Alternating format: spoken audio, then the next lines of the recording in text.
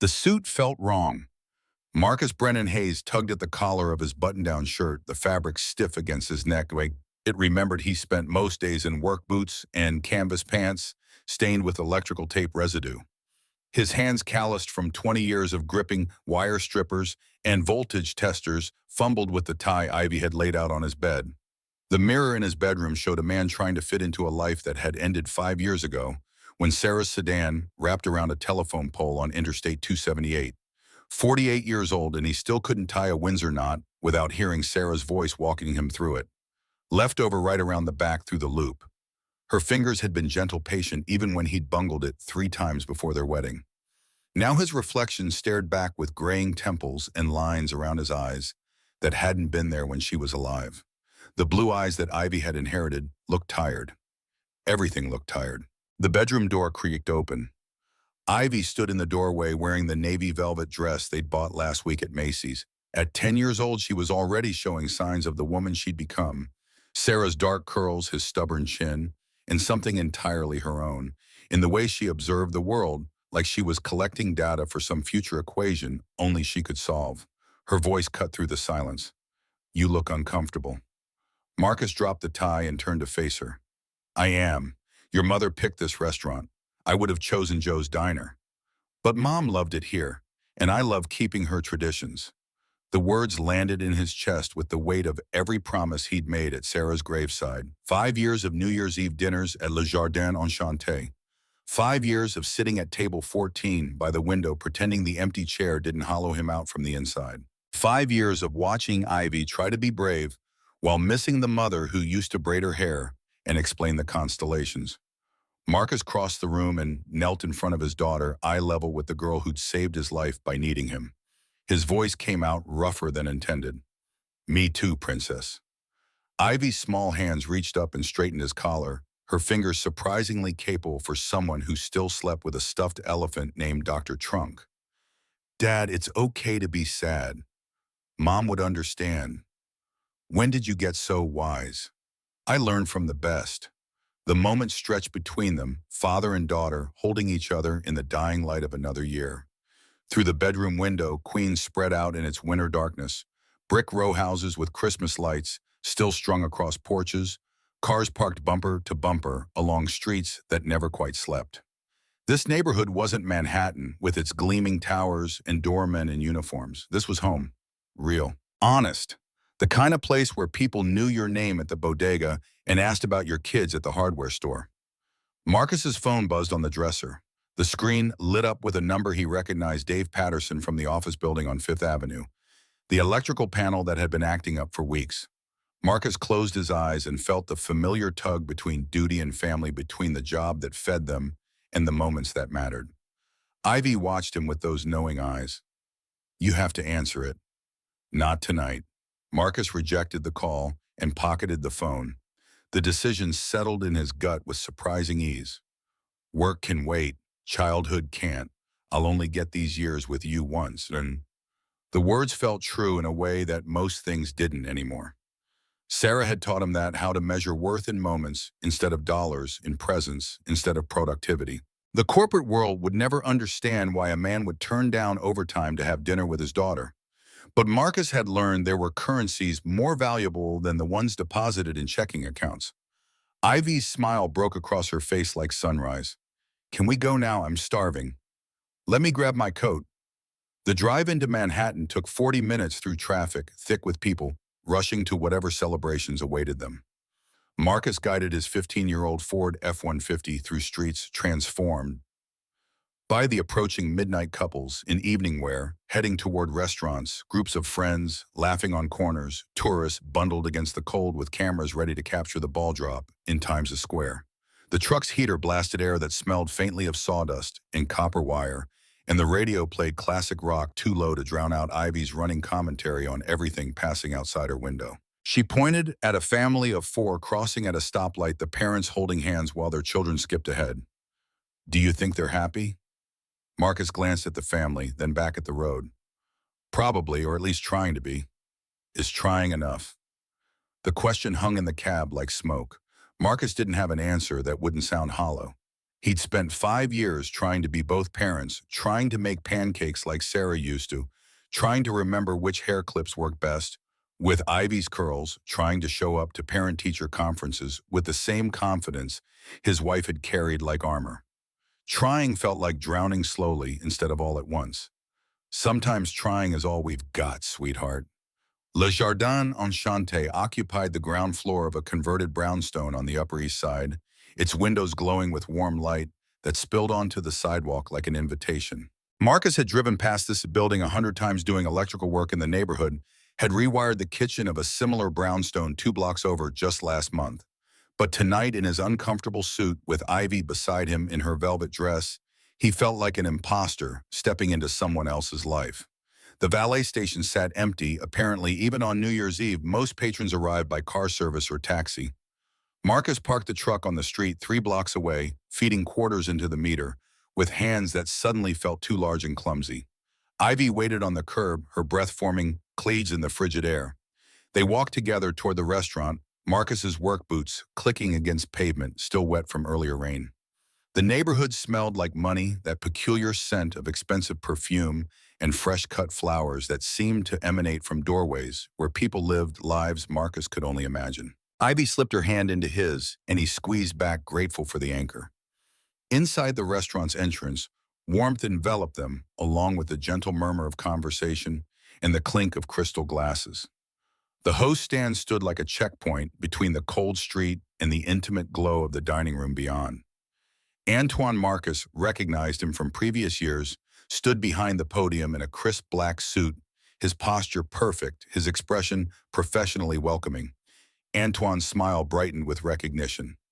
"Mr. Hayes, Miss Ivy, Happy New Year." Relief flooded through Marcus's chest. At least they remembered. At least this one thing would go smoothly. "Happy New Year, Antoine. We have our usual reservation." But something shifted in Antoine's face, a flicker of confusion followed by the careful blanknesses of someone about to deliver bad news. He typed something into the computer system, frowned, typed again. The silence stretched too long. "Mr. Hayes, I'm terribly sorry. There's been a mistake with your reservation. We don't have your table." The words didn't make sense at first.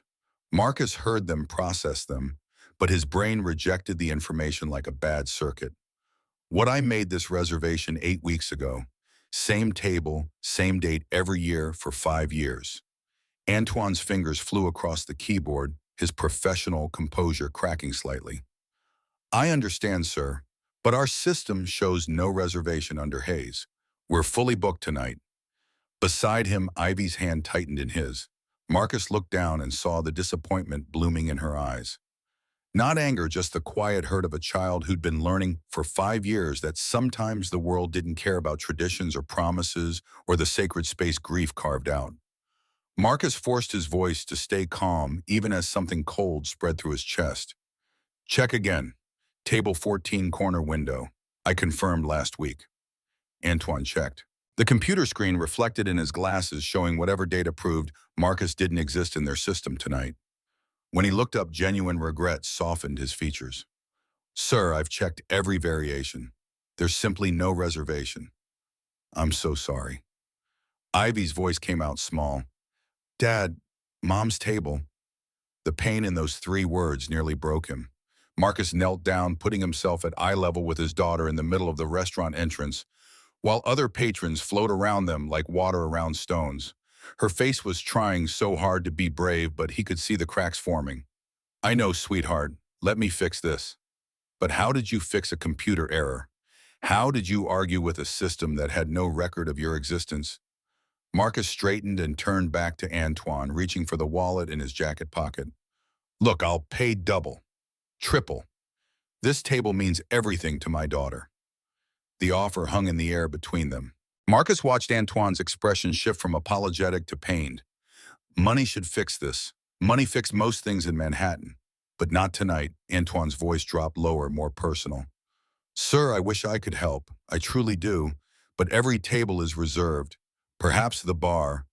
We could arrange seating there."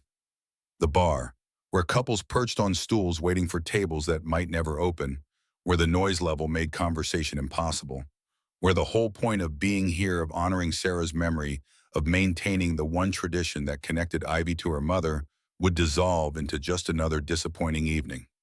Marcus felt the weight of every decision he'd made in 5 years pressing down on his shoulders. He'd kept his word. He'd brought Ivy here every New Year's Eve like Sarah had asked.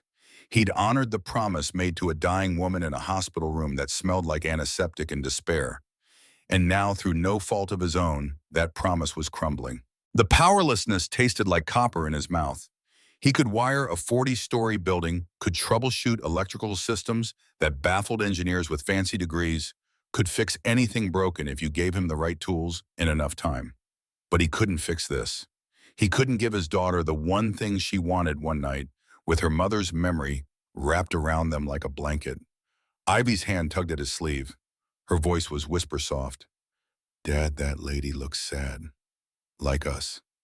Marcus followed her gaze across the entrance area. A woman stood near the door, elegant, in a way that made Marcus acutely aware of his off-the-rack suit and scuffed work boots. She wore a black dress that probably cost more than his monthly mortgage.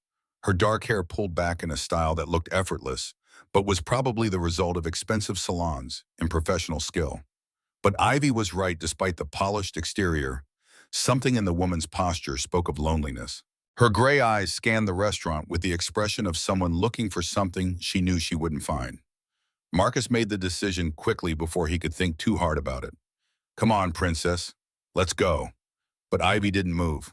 She was still watching the woman, and Marcus recognized the look on his daughter's face, the same expression she got when solving a particularly difficult math problem, that focused intensity that meant her mind was working through something important. "Wait." Ivy's grip on his hand tightened. "Dad, wait. What is it, princess?" She turned those solemn eyes up at him, and Marcus saw Sarah reflected there, not just in the physical features, but in the compassion that had defined his wife, the instinct to see pain in others and reach toward it. "That lady, she's alone, like you were after Mom died. Can we invite her to sit with us?" The suggestion caught Marcus completely off guard. He glanced back at the woman, then down at Ivy. "Ivy, we don't have a table." "But Dad, you always say we should help people. She looks like she needs help." The logic was pure Ivy, simple, direct, utterly sincere, and completely impractical. Marcus opened his mouth to explain why you couldn't just invite strange women to share non-existent tables, but something stopped him. Sarah would have done exactly this. Sarah had never met a stranger, only people who hadn't yet become friends. She'd invited their mail carrier in for coffee during snowstorms, had helped elderly neighbors carry groceries, had taught Ivy that kindness didn't require anything except the willingness to see someone else's pain. Marcus looked at the woman again, really looked. Past the expensive dress and the carefully applied makeup, he saw the same thing Ivy had spotted: loneliness so profound it created its own gravity. He thought about what Ivy needed tonight, not the table necessarily, but the lesson. The reminder that Sarah's way of moving through the world with open hands and an open heart still mattered. Decision made. Marcus approached Antoine again, his voice quieter this time. "Excuse me, is there any way to squeeze in one more person? We'd be willing to share a table if one opens up." Antoine's eyebrows rose slightly, but before he could respond, a young waiter rushed over from the dining room, nearly tripping in his haste. His words came out breathless. "Antoine, table 14, just canceled, emergency. The table is available." The universe had a strange sense of timing. Marcus felt the shock ripple through him. Their table, Sarah's table, materializing out of nowhere, at the exact moment he'd tried to show Ivy that kindness mattered more than reservation systems. He turned and found the woman standing close enough to have heard everything. Her gray eyes met his, and he saw surprise there, maybe even hope. The words came out before he could second-guess them. "Ma'am, I know this is unusual, but my daughter and I have a table. Would you like to join us?" The woman's expression shifted through several emotions too quickly to name. Her mouth opened slightly, closed, opened again. She seemed to be running calculations in her head, weighing options against risks, against whatever had brought her to this restaurant alone on New Year's Eve. Her voice, when it came, was softer than Marcus expected from someone dressed like wealth personified. I couldn't impose." But Ivy had already stepped forward with the fearlessness of children who hadn't yet learned that the world could be cruel. Her voice rang clear in the entrance area. "You're not imposing. We invited you. I'm Ivy. This is my dad, Marcus. What's your name? The woman looked down at Ivy, and something shifted in her face, the professional mask cracking to reveal genuine emotion underneath. She knelt down gracefully, bringing herself to Ivy's eye level, with a movement that suggested she wasn't accustomed to interacting with children, but was willing to try. I'm Natalie. Are you sure I don't want to intrude on your family dinner? Ivy's response came with the brutal honesty only children could deliver without malice. We're not a full family anymore. Mom died, but maybe tonight we can pretend we're bigger. The silence that followed felt heavy enough to crush. Marcus saw shock register in Natalie's eyes, saw her looking up at him as if to confirm whether a 10-year-old had actually just said something so heartbreaking with such matter-of-fact delivery. Marcus placed his hand gently on Ivy's shoulder, grounding himself as much as her. His voice came out rougher than he intended. What my daughter means is, you're welcome to join us, if you'd like. Natalie stood slowly, her gaze moving between Marcus and Ivy like she was trying to solve an equation that didn't make sense. When she spoke again, her voice carried something Marcus couldn't quite identify, gratitude maybe, or wonder, or the particular vulnerability of someone who'd forgotten what genuine kindness looked like. I'd like that very much. Thank you. Antoine led them through the dining room, and Marcus felt hyper-aware of everything the eyes that tracked their unusual trio, the whispered conversations that probably speculated about who they were and why they were together, the way Natalie moved with unconscious grace while he felt like a bull in a china shop. The restaurant glowed with candlelight and crystal, every table occupied by people who belonged here in a way Marcus never quite would. But table 14 waited for them in the corner by the window, exactly where it had always been. The view looked out over the street below where people rushed past in their own trajectories toward midnight. Marcus helped Ivy into her seat first, then turned to do the same for Natalie. The gesture was automatic. His mother had raised him to pull out chairs, to hold doors, to treat women with a courtesy that seemed old-fashioned to some, but felt like respect to him. Natalie looked surprised by the gesture, and something in that surprise made Marcus sad. When had the world stopped teaching men basic decency? They settled into their seats with the awkwardness of strangers thrust into intimacy. Silence stretched across the table, broken only by the ambient noise of other diners and the soft clink of silverware against plates. Marcus studied the menu he'd memorized years ago. Natalie did the same, and Ivy looked between them with the patient expression of someone waiting for adults to remember how to have conversations. Finally, Ivy broke the ice with a question that seemed to come from nowhere. Miss Natalie, do you like science? Natalie's head came up from the menu, surprise clear on her face. Whatever she'd expected from this evening, it apparently hadn't included being interrogated about her academic interest by a fifth grader. I studied computer science in college. Does that count? Ivy's face lit up with genuine excitement. Yes, I love science. I want to be an engineer like my grandpa was. Marcus felt pride swell in his chest. His father had been an electrical engineer before the heart attack took him when Marcus was 19. The man had spent his career designing power distribution systems for major buildings, had tried to teach his son the theoretical side before Marcus dropped out of college to work full-time after the funeral. The irony wasn't lost on him. Ivy wanted to finish what her grandfather started, wanted to get the degree Marcus had sacrificed. He found himself explaining without meaning to. My dad was an electrical engineer. Before he passed, he taught me everything about circuits and systems. Natalie's gray eyes focused on him with an intensity that made him uncomfortable. People didn't usually look at electricians like they were interesting. That must have been valuable training. It was, though I took the practical route instead of finishing school. Life had other plans. The words carried more weight than Marcus intended. Life had always seemed to have other plans, his father's death dropping out to support his mother meeting Sarah at a friend's barbecue when he was 25, building the business, having Ivy losing Sarah. Each pivot point had felt less like choice and more like necessity, like he was playing a game where the rules changed every time he thought he understood them. The waiter arrived with water glasses and menus they didn't need. Ivy ordered without hesitation. Chicken tenders, no sauce, extra fries, please. Marcus smiled despite everything. Some things never changed. Ribeye, medium rare, mashed potatoes. Natalie stared at her menu like it contained secrets she couldn't decode. Her perfectly manicured finger traced down the options, and Marcus noticed she wore no rings, no jewelry except small diamond studs in her ears. When she spoke, her voice carried uncertainty. I'll have the salmon. Ivy tilted her head, that analytical expression taking over. You don't sound sure. Don't you know what you like? The question landed with more impact than a 10-year-old probably intended. Natalie set down her menu and looked at Ivy with something approaching wonder. I usually just order whatever seems appropriate. I don't often think about what I actually want. The admission hung in the air, raw and unguarded. Marcus saw the moment Natalie realized she'd revealed more than intended to strangers at a shared table. But Ivy just nodded like this was the most natural conversation in the world. My dad says life's too short to eat food you don't really want. You should order what makes you happy. Natalie's lips curved into the first genuine smile Marcus had seen from her. You're very wise for 10 years old. Dad teaches me good stuff. The waiter departed with their orders and the conversation found its rhythm. Marcus watched Natalie. Watching Ivy, saw the way this polished woman seemed fascinated by his daughter's unfiltered observations and enthusiastic explanations of whatever topic captured her interest. They talked about school, about Ivy's science fair project on renewable energy, about the telescope that sat in Ivy's bedroom pointing towards stars they could barely see through the light pollution of Queens. Eventually, Natalie's attention shifted to Marcus. Her voice carried genuine curiosity without a trace of condescension. So Marcus, what do you do?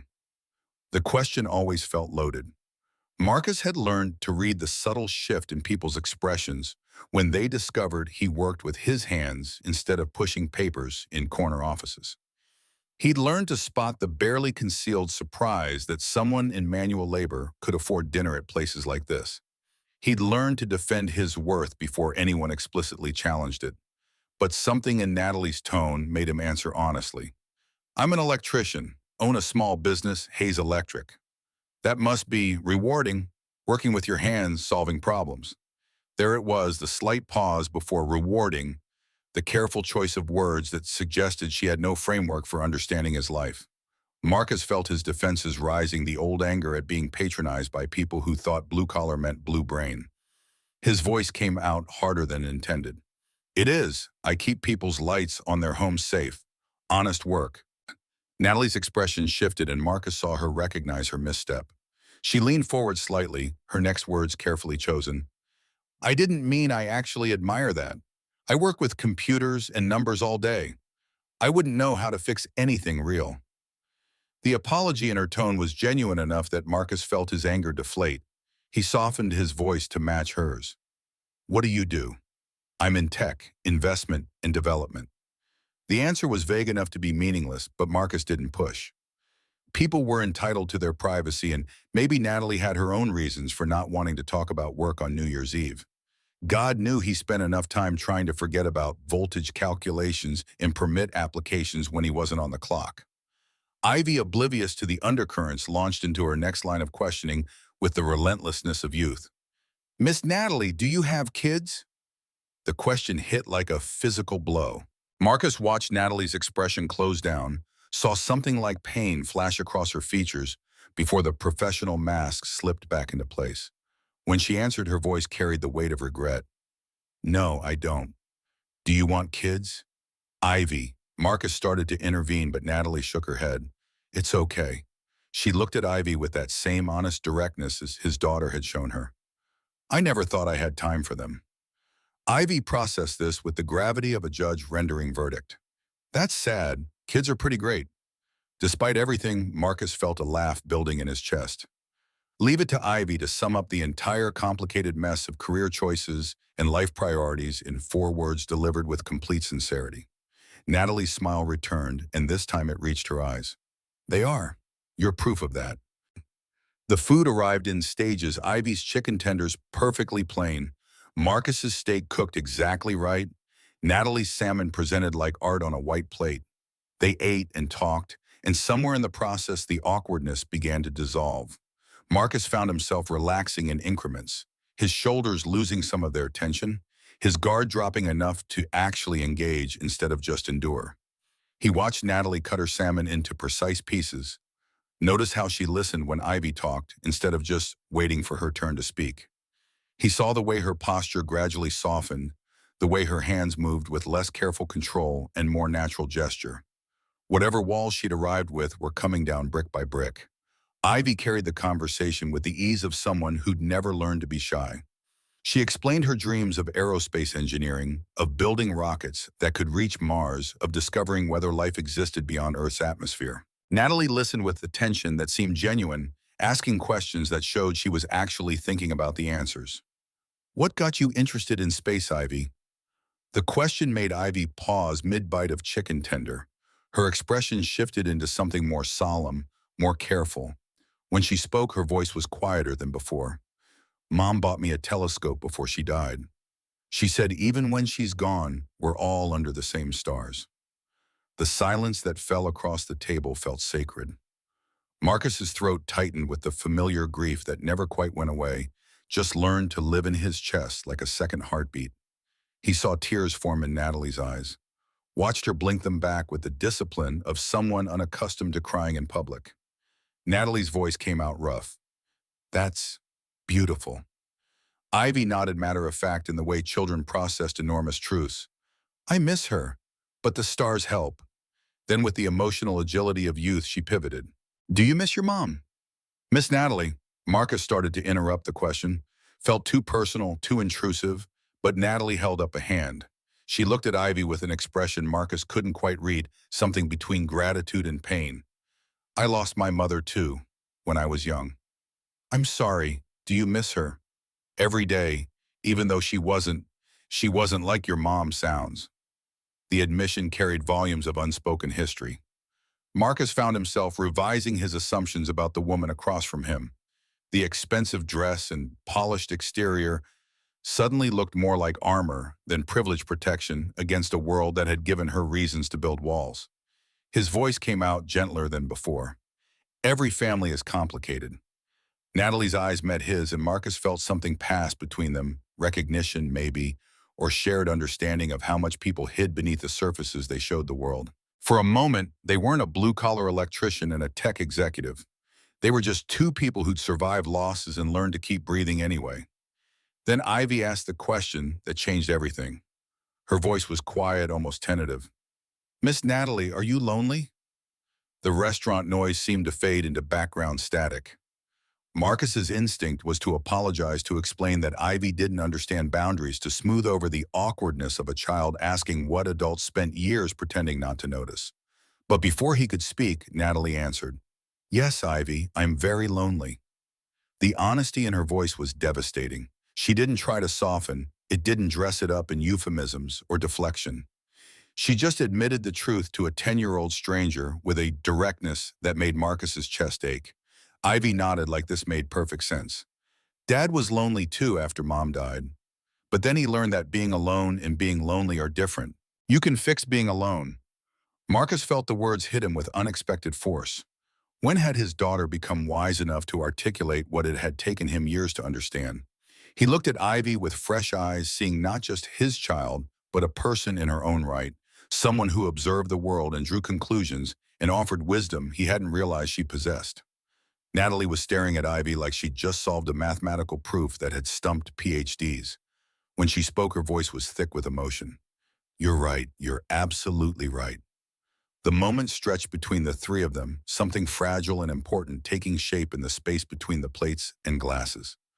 Marcus felt it building a connection that made no logical sense, that defied the normal rules of how strangers interacted, that somehow felt inevitable despite being completely random. He found himself speaking before thinking it through. "Out of the mouths of babes. Sometimes kids see the truth we spend years trying to hide." Natalie's laugh came out wet, almost broken. "She's remarkable. She keeps me honest." "That's a gift." The waiter cleared their dinner plates and returned with dessert menus, but none of them opened them. The conversation had shifted into deeper water, and Marcus felt like they were all treading carefully, aware that one wrong move could shatter whatever was forming here. Natalie's question came quietly. "Can I ask, how do you do it? Raise her alone?" Marcus considered his answer, wanting to be truthful without dramatizing. The truth was both simple and impossibly complicated. "One day at a time. Some days are hard, but she makes it worth it.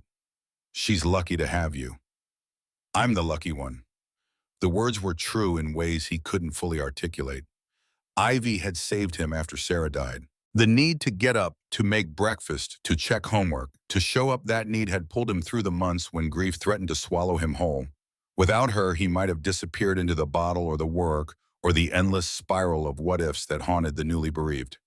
Dessert arrived without any of them ordering it, 3 plates of chocolate cake that the waiter explained were complimentary for every table on New Year's Eve. Ivy's eyes lit up with the pure joy only children could achieve over unexpected chocolate. They ate in comfortable silence. Now the earlier awkwardness completely dissolved. Marcus checked his watch. 11:45. 15 minutes until midnight, until another year ended and a new one began. He felt the familiar weight of the ritual approaching, the countdown, the champagne toasts happening at tables around them, the forced celebration of time's passage, as if the turn of a calendar could change anything fundamental about the world. Ivy noticed him checking the time. Her voice carried excitement now, the sugar from the cake working its magic.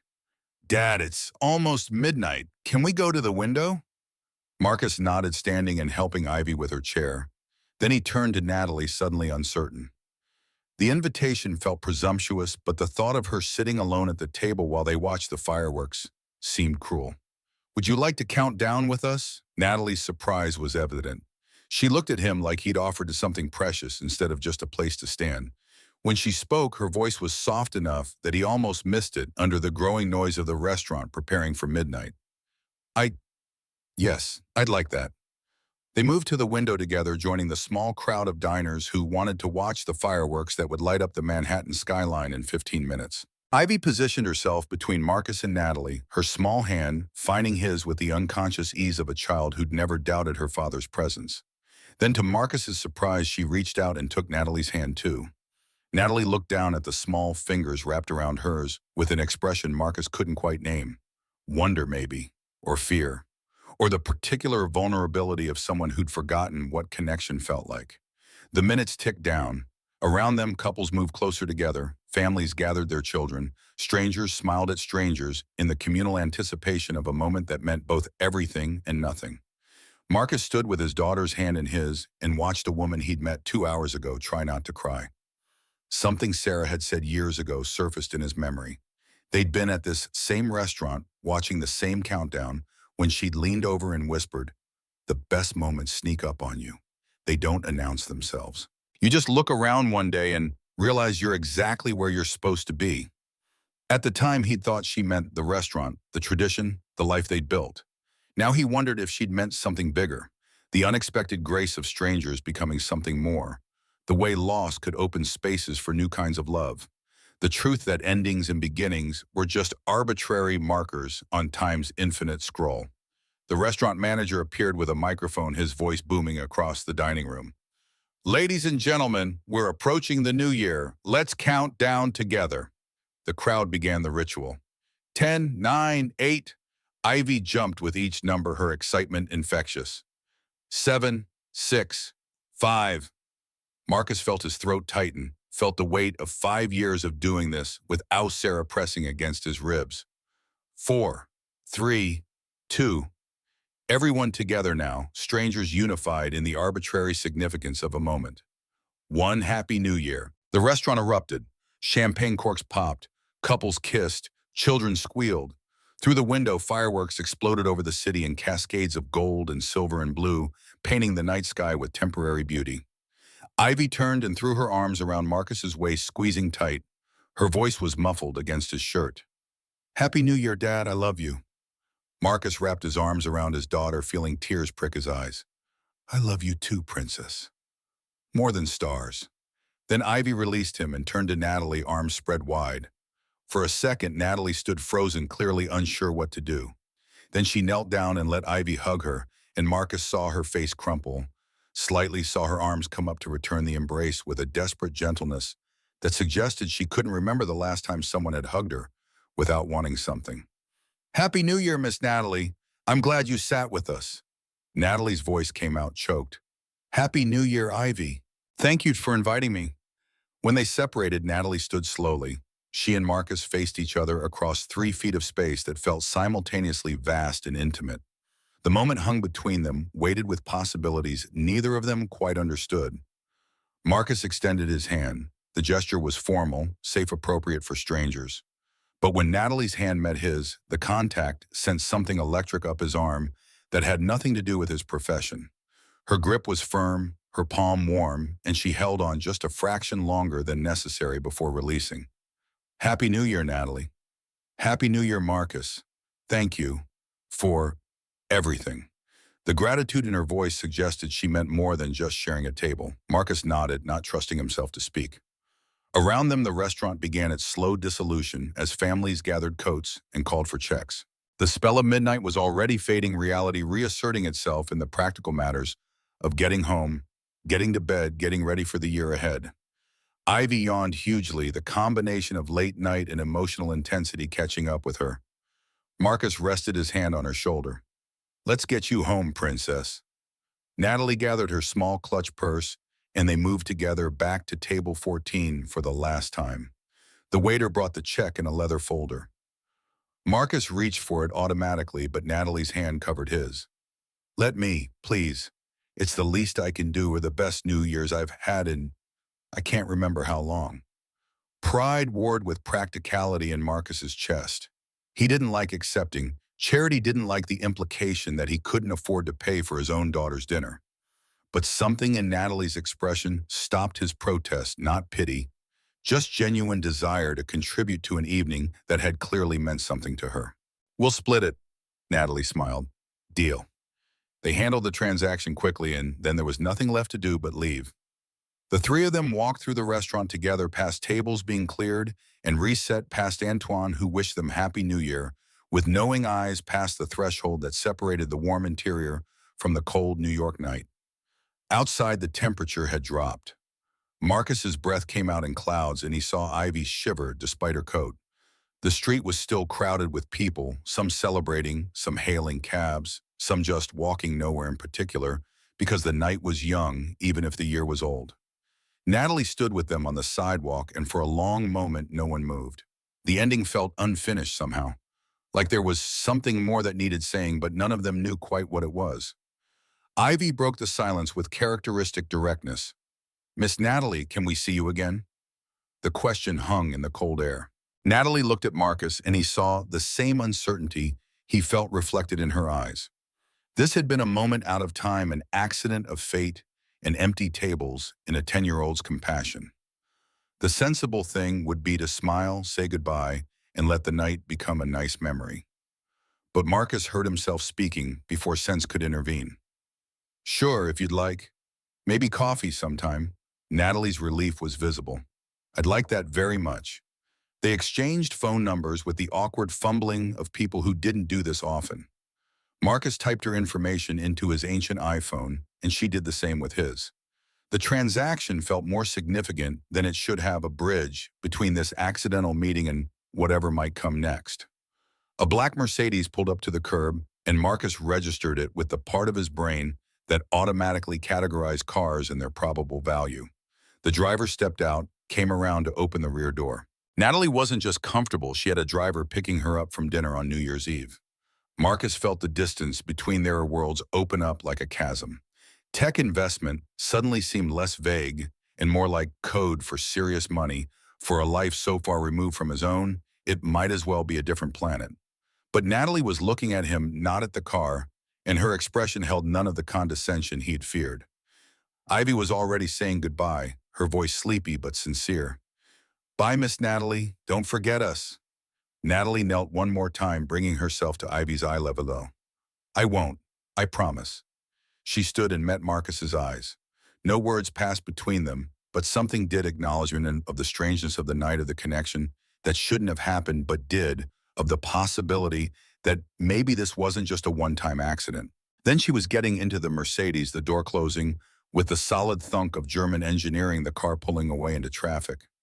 Marcus and Ivy stood on the sidewalk and watched until the taillights disappeared around a corner. Ivy's voice was matter-of-fact. Dad, I like her. Marcus looked down at his daughter, at the girl who'd inherited Sarah's instinct for seeing good in people. Me too, princess. Me too. They walked back to the truck in comfortable silence. Marcus helped Ivy into the passenger seat, made sure her seatbelt was secure, then climbed behind the wheel. The engine turned over with a reluctant cough. The truck was getting old, would need replacing eventually, and he pulled out into the New Year's Eve traffic. As he drove, Marcus's mind replayed the evening in fragments. Natalie's surprise when they'd invited her to sit, the way her walls had come down over dinner. Ivy's questions cutting through pretense to truth. The moment at midnight when she'd hugged his daughter like she was drowning, and Ivy was air.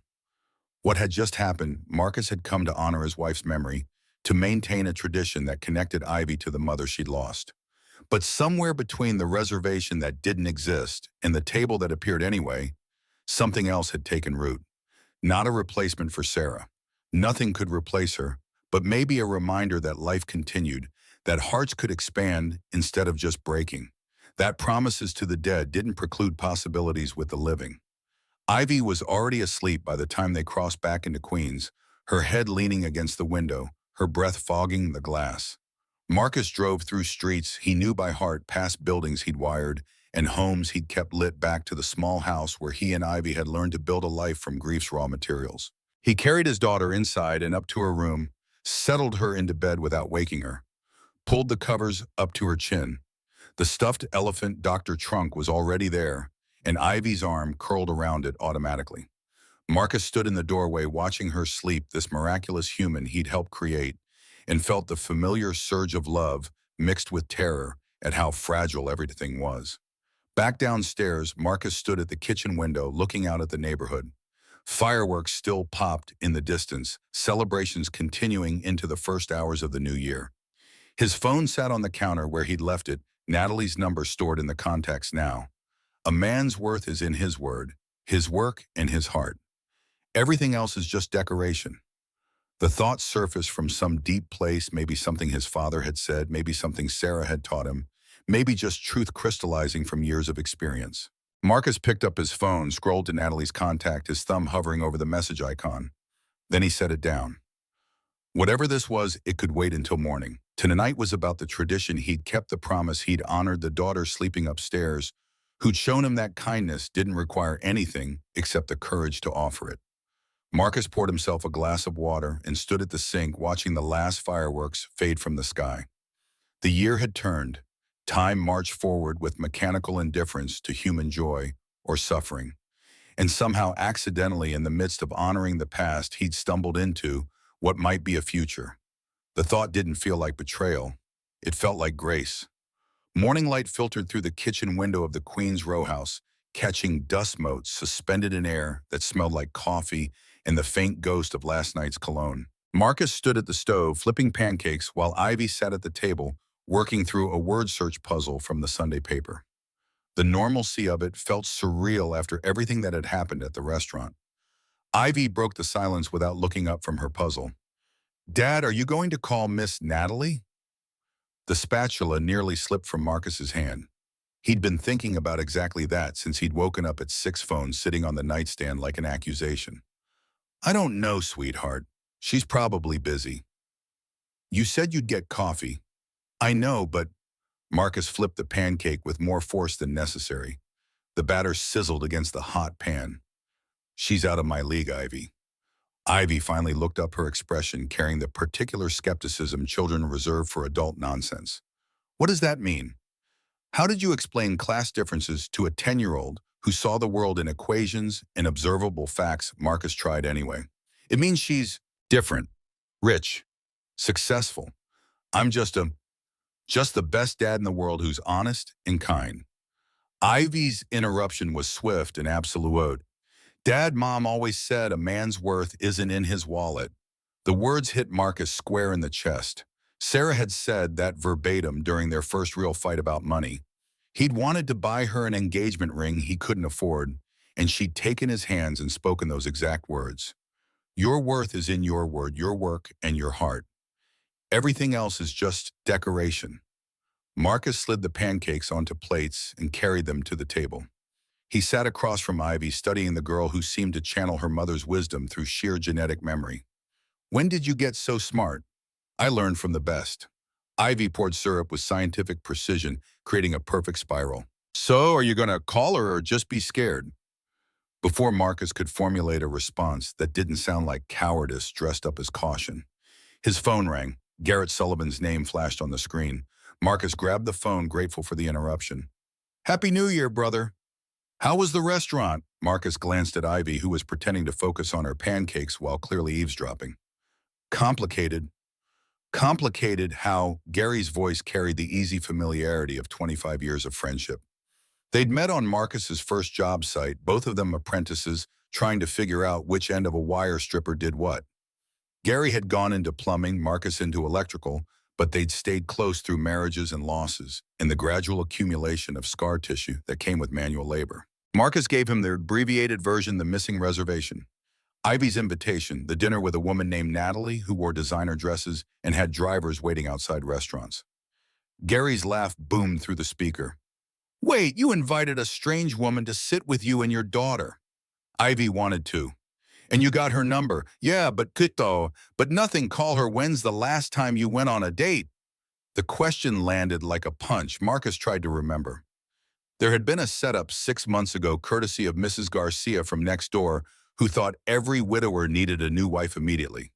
The woman had been nice enough, a dental hygienist with 2 teenagers and a laugh that sounded forced. They'd had coffee. Marcus had spent the entire hour thinking about circuit diagrams and wondering if he'd remembered to submit his quarterly tax payment. There hadn't been a second date. Before that, nothing. 5 years of nothing except work and Ivy, and the slow process of learning to exist without Sarah. His voice came out defensive. "This isn't a date. She was just..." "Mark, you're making excuses. Sarah wouldn't want you alone forever. Call her." The words stung because they were true. Sarah had made him promise in those final days when the hospice bed dominated their bedroom and morphine couldn't quite touch the pain. "Promise me you'll try Marcus. Promise me you won't just stop." He'd promised, but trying felt like betrayal, even when logic said it wasn't. Gary was still talking. "Look, I'm not saying marry the woman. I'm saying get coffee, have a conversation. Remember what it's like to talk to an adult who isn't discussing voltage drops or permit applications." Marcus ended the call with non-committal agreement and found Ivy watching him with knowing eyes. She didn't say anything, just pushed her empty plate aside and disappeared upstairs to her room. Marcus sat alone in the kitchen with his cooling coffee and the phone that felt heavier than it should. The text he composed and deleted 7 times before finally sending was painfully simple. "Hi, Natalie, this is Marcus from last night. Are you free for coffee this week?" He hit send before he could talk himself out of it, then immediately regretted every word choice. Too casual, too formal. The 3 dots indicating she was typing appeared almost instantly, and Marcus's stomach dropped. "Hi, Marcus. I'd love to. When works for you?" Relief flooded through him, followed immediately by panic. When did work for him? Every day was a mess of job sites and supply runs and making sure Ivy got to school on time. But something in Natalie's quick response suggested she was as nervous as he was, and that made him braver. "Tuesday afternoon, there's a coffee place in Queens, if you don't mind the drive." "Perfect. Send me the address." Marcus set the phone down and realized his hands were shaking slightly. 48 years old and reduced to teenage nervousness by text messages. Ivy appeared in the doorway, and her smile told him she'd been listening from the stairs. "Told you." Across the East River in a penthouse that occupied the entire 42nd floor of a glass tower overlooking Central Park, Natalie Ashford stood at floor-to-ceiling windows, watching the city wake up beneath her. The apartment was all clean lines and expensive minimalism, white walls, chrome fixtures, furniture that looked like sculpture and felt like sitting on geometry. Beautiful, empty, exactly the life she'd built. Her phone sat on the marble kitchen counter, Marcus's text message glowing on the screen. She'd read it 17 times since waking up, analyzing each word for subtext that probably didn't exist. Years of negotiating multi-million-dollar deals had taught her to parse language for hidden meanings, but this was different. This was personal in a way business never was. Jessica Chen, no Jessica Taylor. Natalie caught herself. The assistant's name was Jessica Taylor. Jessica had been with her for 6 years, knew her coffee order and her schedule, and probably more about her actual life than anyone else on the planet. She arrived at 8 with a tray of lattes and the carefully neutral expression she wore when Natalie was doing something Jessica considered unwise. "You're smiling at your phone, that's new." Natalie set the phone down too quickly, like a teenager caught with contraband. "It's nothing." Jessica raised one perfectly shaped eyebrow. The woman had a master's degree in organizational psychology and could read Natalie's moods better than any algorithm. "Natalie, I've worked for you for 6 years. You never smile at your phone unless it's good stock news." "Who is it?" The question hung in the air while Natalie debated how much to reveal. Jessica wasn't just an employee, she was the closest thing Natalie had to a friend, which said everything about how lonely her life had become.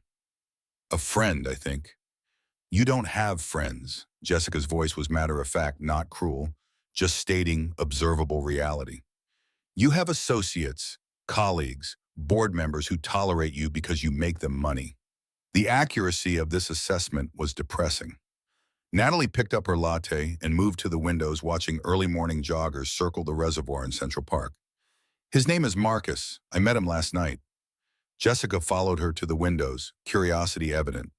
"Is this a business contact?" "No, just a person. With his daughter, they invited me to dinner." Silence. Then Jessica's voice carried a note of genuine surprise. "You had dinner with a stranger and his kid?" Natalie nodded, not trusting her voice. The evening still felt dreamlike. In retrospect, the impossible kindness of being invited to share a table, Ivy's unfiltered questions, the way Marcus had looked at his daughter, like she contained all the worthwhile things in the universe. It was so far outside Natalie's normal experience that she half expected to wake up and discover it had been a particularly vivid hallucination. "It was New Year's Eve. I was alone. They were kind." Jessica's professional facade cracked slightly. In 6 years, Natalie had never mentioned being alone, had never acknowledged that her life might be anything other than exactly what she wanted. "Natalie, be careful. People want things from you." The warning was warranted. Natalie had learned young that her bank account made her a target for scammers, for social climbers, for anyone who thought proximity to wealth might rub off. She'd built defenses accordingly, screening every interaction for ulterior motives until suspicion became reflex. But Marcus hadn't known who she was. She'd been careful about that, vague about her work, offering nothing that would connect her to Vertex Tech or the Fortune Forbes estimated at somewhere north of 800 million. To him, she'd just been Natalie, a woman alone at a restaurant, someone his daughter thought looked sad. Her voice came out firmer than she felt. "Not Marcus. He didn't even know who I was." Jessica's expression shifted to concern. "That's what he said." "I didn't tell him. I just said I work in tech." "Why would you hide that?" The question deserved an answer Natalie wasn't sure she could articulate. She tried anyway, the words coming slowly. "Because for once, I wanted someone to see me. Not my title, not my money, just me." Jessica studied her for a long moment, and Natalie saw the calculation happening behind her eyes, weighing risks against benefits, professional judgment against personal concern. Finally, Jessica spoke quietly. "Just be careful. You've worked too hard to build this life to let someone take advantage." Natalie nodded, but the warning felt hollow. What exactly had she built? A company worth billions that ran fine without her daily involvement. An investment portfolio diversified across 17 industries. A penthouse apartment that echoed with her footsteps. Success measured in metrics that meant everything to shareholders and nothing to the woman who'd achieved them. Last night had meant something. Ivy's hug had cracked something open inside Natalie's chest, some sealed chamber she thought was safely buried under layers of professional achievement and carefully curated isolation. Now sunlight was getting in, and she couldn't decide if that was healing or just a new kind of wound.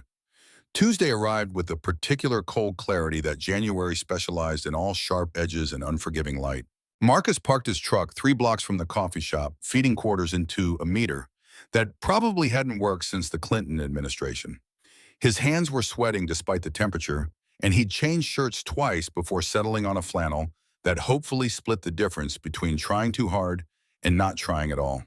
The coffee shop, Joe's Corner Cafe, was a Queens institution, the kind of place where the counter staff knew regulars by name and order. Marcus had been coming here since before Ivy was born, back when he and Sarah would grab lattes on Saturday mornings and plan their weeks. Walking in without her still felt wrong, like he was betraying muscle memory. He arrived 15 minutes early and claimed a table by the window, ordered a black coffee he didn't particularly want, and tried not to check his phone every 30 seconds. The cafe smelled like espresso and cinnamon rolls, and the walls were covered with photos of the neighborhood from decades past, storefronts that had become different storefronts, faces that had aged or moved away or died. The Mercedes pulled up exactly on time, sleek and black, and so obviously expensive that people on the sidewalk turned to look. Marcus watched Natalie emerge from the back seat, and something in his stomach twisted. She wore jeans and a sweater, clearly attempting casual, but even he could tell the jeans probably cost more than his truck payment, and the sweater was cashmere or something equally impractical. She looked nervous, which somehow made Marcus feel better. At least he wasn't the only one floundering.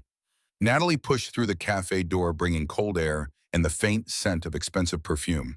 Her eyes found his immediately, and her smile looked genuine, even if it trembled slightly at the edges. Marcus stood, an automatic gesture drilled in by a mother who'd believed manners mattered even when money didn't. Hi. Hi, sorry I'm late. You're not. I was early.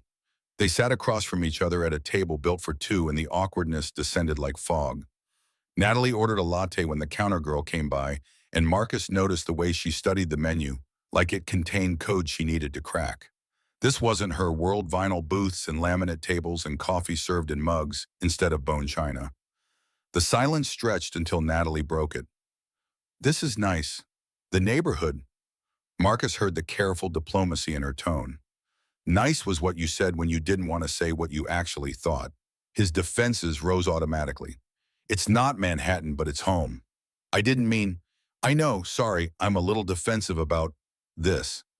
He gestured vaguely at the cafe, the street beyond, the entire borough that people from Manhattan treated like flyover country without the flying. Natalie leaned forward, her voice earnest. You shouldn't be positive. It feels real. My building is all glass and steel. This feels like people actually live here. The observation was too accurate to dismiss. Marcus felt his shoulders relax fractionally. They talked about safer subjects: Ivy's school, the winter weather, the challenge of finding parking in the city. Surface conversation that revealed nothing while they both figured out what they were doing here. Marcus's phone vibrated. He glanced at the screen and felt his stomach drop. Dave Patterson, the client with the recurring electrical issues.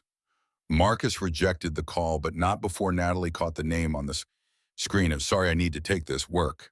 He stepped outside into the January cold, the phone already ringing again. Dave's voice boomed through the speaker before Marcus could say hello.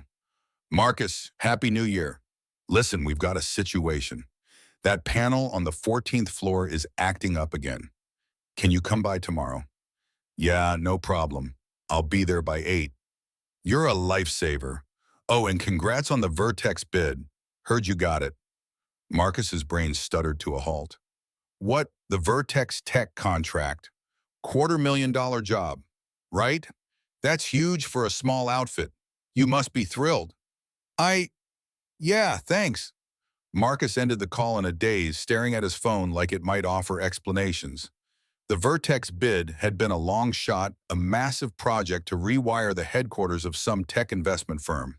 He'd submitted the proposal 3 weeks ago and assumed it had disappeared into whatever void swallowed most of his corporate bids. When he returned to the table, Natalie was checking her own phone. She looked up as he sat, and something in her expression made Marcus's chest tighten. Her voice was careful, too careful. Marcus, can I ask, how's your business doing? The question felt loaded. Marcus answered honestly because that was all he knew how to do. Good. Steady. I submitted a big bid recently. Corporate headquarters. Would be the biggest job of my life. Natalie's face went pale. Vertex Tech. The bottom fell out of Marcus's stomach. Yeah, how did you... She cut him off, words tumbling out in a rush. Marcus, I need to tell you something. I don't just work in tech. I'm the CEO of Vertex Tech. The world tilted sideways. Marcus heard the words, understood them individually, but couldn't make them coherent a sense. The woman sitting across from him, the woman who'd shared dinner with him and his daughter, who'd counted down to midnight holding Ivy's hand, was the CEO of the company that had just awarded him a contract worth more than he'd made in the last 3 years combined. He stood abruptly, the chair scraping against linoleum. You're... What? Natalie stood too, her hands reaching toward him in a gesture somewhere between pleading and surrender. I'm sorry I didn't tell you. So this whole time you've been... What? Evaluating me, checking out the contractor. The words came out harder than Marcus intended, but rage was rising in his throat like bile. Everything about their meeting suddenly looked different, tainted by the possibility that she'd been playing some elaborate game he hadn't known he was part of. No, that's not why I'm here. Then why didn't you tell me? Natalie's composure cracked, tears forming in those gray eyes that had seemed so vulnerable 2 nights ago. Because I wanted you to see me as Natalie, not as a CEO, not as someone you need something from. The logic made a certain kind of sense, but it didn't erase the sick feeling in Marcus's gut. He started pacing the narrow space between tables, aware that other customers were watching, but unable to care. I can't do this. You should have told me. Would you have called me if you knew? The question stopped him cold. Marcus considered lying, considered saving face, but ultimately surrendered to truth. Probably not. That's why. Natalie's voice broke slightly. Marcus, I like you. I like Ivy. I wanted to get to know you without complications. Well, now it's complicated. Marcus resumed, pacing, his mind racing through implications. I have a bid with your company. If this is anything, people will think I'm using you. The words tasted like ashes. A man's reputation is built over years and destroyed in moments. I won't let anyone think I compromise my integrity for personal gain.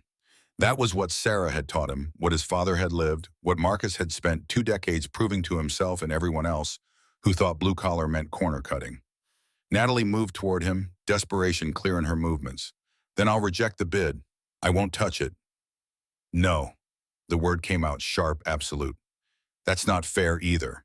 If my work is good, I should get the job. If it's not, I shouldn't. So what do you want?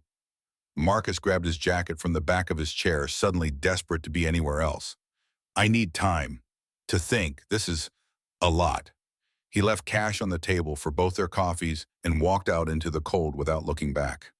Behind him, he heard Natalie call his name, but he kept walking. The truck was 3 blocks away, and by the time he reached it, his hands were shaking too hard to get the key in the ignition. What the hell had just happened? 2 days ago, he'd been a widower going through the motions of a tradition. Now he was caught in something that felt like a trap, even though he knew intellectually it wasn't. Natalie hadn't engineered their meeting, Ivy had. The missing reservation had been random chance. Everything about that evening had been accident, stacked on accident, until it looked like fate. But the goddamn bid changed everything. Marcus drove to the shop on autopilot muscle memory, navigating streets, while his conscious mind spiraled. Hayes Electric occupied a converted warehouse near the Brooklyn-Queens border, 2,500 square feet of tools and wire, and the organized chaos that came with running a business built on reputation and referrals. Garrett was there when Marcus arrived, bent over a workbench, soldering copper pipes for a residential job. He looked up as Marcus slammed through the door, and whatever he saw on Marcus's face made him set down the torch immediately. You look like someone kicked your dog. What happened then? Marcus explained in fragments, the coffee date, the revelation, the impossible situation he now found himself in. Gary listened without interrupting, which was unusual enough to be alarming. When Marcus finished, Gary wiped his hands on a shop rag and studied his friend with the analytical gaze usually reserved for particularly stubborn clogs. So let me get this straight. The woman from New Year's is your potential client. Not just client, CEO, billionaire probably. Marcus dropped onto a stool, his legs suddenly unable to support his weight. And I like her, Gary. I actually like her. But now, how do I know it's real? Did she ask you for anything? The question was so reasonable it made Marcus feel stupid. No. Did she hide who she was to impress you or to deceive you? She said she wanted me to see her, just her. Gary tossed the rank one to the workbench and crossed his arms. And did you, when you met her before you knew who she was, did you see a good person? Marcus thought back to the restaurant, to Natalie's admission that she was lonely, to the way she'd hugged Ivy like someone who'd forgotten physical affection existed. Yes. Then maybe who she is professionally doesn't change who she is personally. Maybe you're the one putting up walls because you're scared. The accuracy of this cut deep. Marcus wanted to argue to insist this was about integrity and reputation and all the practical concerns that came with mixing business and personal life. But underneath those legitimate worries lurked something more primitive: fear. Fear of caring about someone and losing them. Fear of being inadequate. Fear of trying and failing and proving all the voices in his head right about not being enough. Gary's voice gentled. Brother, you haven't let anyone close in 5 years. Now someone shows up who makes you feel something, and your first instinct is to run. That's grief talking, not wisdom. Before Marcus could formulate a response, the shop door opened again. Dexter Morrison walked in carrying takeout bags that smelled like the Cuban place around the corner. Dex had worked for Marcus for 3 years, a solid electrician with a wife and 2 kids and the kind of steady competence that made him invaluable. He took one look at Marcus and Gary and stopped. Oh man, who died? Nobody died. Marcus took the beer Dex offered from the six-pack he'd somehow also been carrying. Just having a crisis. They sat together in the shop, 3 men drinking beer at 2 in the afternoon, while Marcus laid out the whole mess. Dex listened with the same careful attention he brought to circuit diagrams, asking clarifying questions, making sure he understood the full scope before offering opinions. Finally, Dex spoke. Here's what I don't get. Why does her having money make her less trustworthy? If anything, seems like she doesn't need anything from you, which means if she's interested, it's actually genuine. The logic was so straightforward, Marcus felt stupid for not seeing it himself. He'd been so caught up in assumptions about rich people wanting things from working people that he'd missed the obvious. Natalie had everything money could buy and none of what it couldn't. She didn't need his bid. She needed exactly what he'd offered without thinking. Kindness, connection, a place at a table. I screwed up, didn't I? Gary clapped him on the shoulder. Probably, but that's fixable. Question is, what are you going to do about it? Marcus didn't have an answer. The beer sat untouched in his hand while his friends talked around him, their voices fading into background noise. He thought about Ivy's wisdom: you can fix being alone. He thought about Sarah's deathbed request that he not just stop living because she had. He thought about Natalie's face when she'd admitted to being lonely, the raw honesty that had to cost someone who'd built empires on appearing invulnerable. Somewhere in the spiraling thoughts, a memory surfaced. Marcus was 17, working his first real job site with his father. They'd been running conduit through a hospital renovation, and Marcus had screwed up the measurements, cut the pipe wrong, wasted expensive materials. He'd expected his father to explode, to berate him for the careless error. Instead, his father had set down his tools and looked at Marcus with something like compassion. Son, you're going to make mistakes. We all do. The measure of a man isn't in avoiding errors, it's in how you fix them when they happen. Marcus pulled out his phone and stared at Natalie's number. Fixing this meant making himself vulnerable, admitting he'd overreacted, risking rejection. It meant being brave in ways that had nothing to do with climbing ladders or working with live wires. He was still staring at the phone when the shop door burst open. Ivy ran in, her backpack bouncing against her shoulders, Mrs. Garcia huffing behind her, trying to keep up. Ivy's face was flushed with cold and what looked like tears. Dad, where were you? I called 3 times. Marcus checked his phone and saw the missed calls. His heart sank. I'm sorry, Princess. I had it on silent. What's wrong? Mrs. Garcia was supposed to pick me up, but she was late and I got scared and... Ivy's words tumbled over each other and Marcus pulled her into a hug, feeling her small body shake against his chest. Mrs. Garcia appeared in the doorway, breathing hard. The 70-year-old widow who'd been watching Ivy after school for 2 years looked genuinely distressed. I'm so sorry, Marcus. My car wouldn't start, and by the time I got there, she was panicking. Marcus smoothed Ivy's hair and felt the familiar weight of single parenthood pressing down. One misstep, one moment of inattention, and everything could fall apart. He'd been so wrapped up in his own drama that he'd forgotten the most important job he had, being present for his daughter. It's okay, Mrs. Garcia. Thank you for getting her here. Marcus looked down at Ivy, who was calming now, but still clutching his shirt. You okay, Princess? Ivy nodded against his chest, then pulled back enough to look at him. Her eyes were red but sharp, seeing too much. Dad, were you thinking about Miss Natalie? The question shouldn't have surprised him. Ivy missed nothing. Marcus glanced at Gary and Dex, who suddenly found the ceiling fascinating, then back at his daughter. Yeah, I was. Did you mess it up? Probably. Ivy's expression shifted into something Marcus recognized Sarah's look when she was about to deliver uncomfortable truth wrapped in love. Dad, can we talk? Just us. Gary and Dex took the hint, gathering their tools and mumbling about jobs that needed finishing. Mrs. Garcia offered to come back later, but Marcus thanked her and said he'd manage. When the shop cleared, he and Ivy sat on the workbench, father and daughter, with their legs dangling, surrounded by the tools of his trade. Ivy spoke first. What happened with Miss Natalie? Marcus tried to find age-appropriate words for adult complications. She wasn't completely honest about who she was, and now things are complicated. Did she lie? She didn't tell me the whole truth. Ivy considered this with the seriousness she brought to all moral questions. That's different. Mom used to say people hide parts of themselves because they're scared of being rejected. The wisdom landed like a physical blow.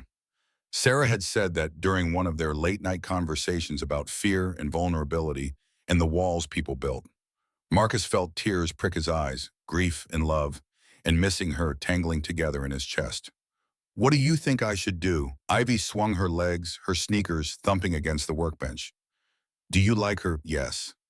Does she make you happy? Marcus thought about Natalie's smile, the way her walls had come down over dinner, the moment when she'd hugged Ivy like she was drowning. She did. Then talk to her. Mom always said running from problems doesn't solve them. More Sarah wisdom channeled through their daughter. Marcus wrapped his arm around Ivy's shoulders and felt her lean into him. When did you get so smart? I learned from the best. They sat in comfortable silence while Marcus's mind worked through the implications. Talking to Natalie meant admitting he'd been wrong to storm out meant vulnerability. He wasn't sure he could handle meant opening himself to the possibility of something that terrified him precisely because he wanted it. But Ivy was right. Running didn't solve anything. It just left problems to metastasize in the dark. Marcus pulled out his phone and composed a text before he could talk himself out of it. Can we talk in person? The response came quickly. Yes, where? My shop. I want you to see my world. The real me. Send me the address. 20 minutes later, the same black Mercedes pulled up outside Hayes Electric. Marcus watched through the window as Natalie emerged, looking completely out of place among the auto repair shops and warehouses that defined this industrial stretch of Queens. She wore the same jeans and sweater from earlier, and her expression carried the same nervous uncertainty he felt churning in his gut. He met her at the door and they stood for a moment in the threshold, neither quite sure how to start. Finally, Marcus stepped back and gestured her inside. This is what I do. I fix things. I solve problems. It's not glamorous, but it's honest work. Natalie moved into the shop, her eyes tracking across the organized chaos spools of wire, sorted by gauge tools hung on pegboards, half-finished projects waiting for attention. She touched a voltage tester on the workbench with careful fingers, and Marcus saw her trying to understand this world through its objects. I never thought it wasn't. I need you to understand I'm proud of this, of who I am, but I also know we come from different worlds. Natalie turned to face him, and her expression was raw in a way he hadn't seen before. Marcus, let me finish. He needed to say this while he still had the courage. When I met you, I saw a lonely woman who needed kindness. Then I found out you're a billionaire CEO, and I felt inadequate, like I couldn't possibly be enough for you. Natalie's hand went to her phone, and she pulled up a photo. When she showed it to Marcus, he saw a rusted trailer surrounded by weeds, windows covered with cardboard, the whole structure looking one strong wind from collapse. Her voice shook slightly. This is where I grew up. My father was violent. My mother left when I was 12. I slept in a car for 6 months when I was 16 because I'd rather freeze than go back to that trailer. Marcus stared at the photo, then at Natalie, his entire framework of understanding shifting. He'd assumed wealth meant privilege, meant easy beginnings and smooth paths. The reality was so far from that assumption, it made him dizzy. I didn't know. I hide it. I changed my name Miller to Ashford when I could afford to. I built my company from nothing because I never wanted to be powerless again. Natalie's tears were falling freely now, and she didn't bother wiping them away. Every day I'm terrified of losing everything. of being that scared girl in the trailer again. Marcus closed the distance between them, his anger evaporating in the face of her pain. Why didn't you tell me this before?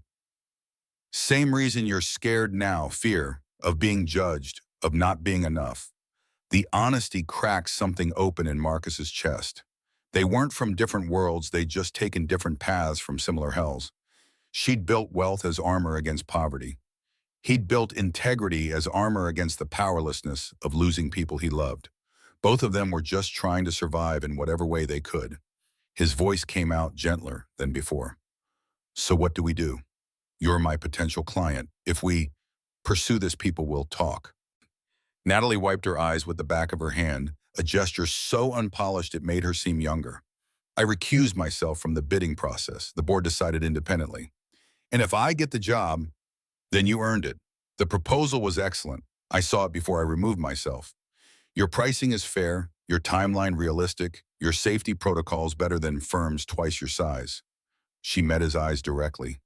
It won't be because of us. And us?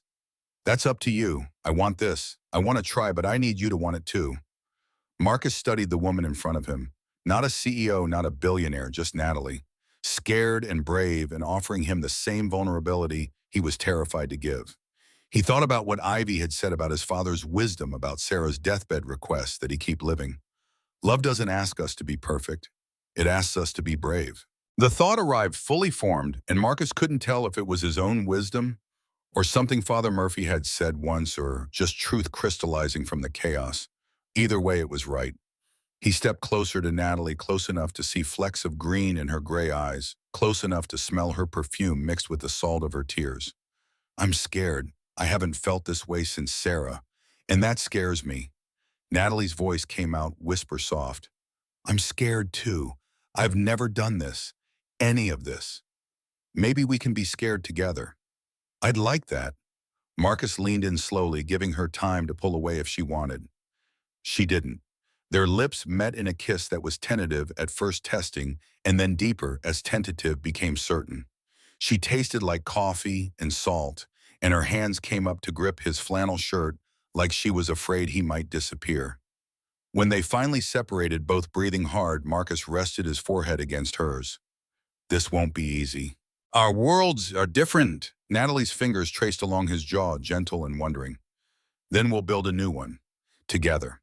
The moment stretched between them, fragile and precious and terrifying in all the ways that mattered. Marcus was about to suggest they sit down, talk through the logistics and complications and 1,000 practical concerns that came with this when his phone rang. The school's number flashed on the screen. Marcus's stomach dropped. They never called unless something was wrong. He answered with hands that had started shaking. Hello. The principal's voice was calm but urgent. Mr. Hayes, there's been an accident. Ivy fell on the playground. She's hurt. You need to come now. Marcus was already moving toward the door. I'm on my way. He turned back to Natalie and the words came out before he could think them through. I have to. I'm coming with you. They ran together to his truck and Marcus didn't question. It didn't stop to wonder if this was appropriate or too fast or any of the 1,000 concerns that should have mattered. His daughter was hurt and Natalie was here, and that was enough. The truck roared to life and Marcus pulled into traffic with the kind of recklessness he'd normally never risk. Beside him, Natalie gripped the door handle and stayed silent, giving him space to panic without making it worse. Her presence was steady grounding, and Marcus found himself grateful for it in ways he couldn't articulate. The school was 12 minutes away. Marcus made it in 8. The elementary school's hallway smelled like floor wax and the particular anxiety that accompanied bad news delivered in institutional settings. Marcus's boots squeaked against linoleum as he half ran toward the principal's office. Natalie keeping pace beside him in a way that it suggested she'd never sprinted through a school corridor before but was willing to learn. Principal Rodriguez met them at the door, her expression practiced calm. Mr. Hayes, Ivy's stable. The paramedics are with her now. Stable. The word meant something terrible had happened, but Ivy was alive, breathing present in a way that left room for relief and terror to occupy the same space in Marcus's chest. He pushed past the principal into the nurse's office and saw his daughter sitting on the examination table, left arm cradled against her chest at an angle that made Marcus's stomach lurch. Ivy's face was streaked with tears and dirt. Her hair tangled, her expression carrying the particular shock of children who just discovered their bodies could betray them. When she saw Marcus, something in her face crumpled.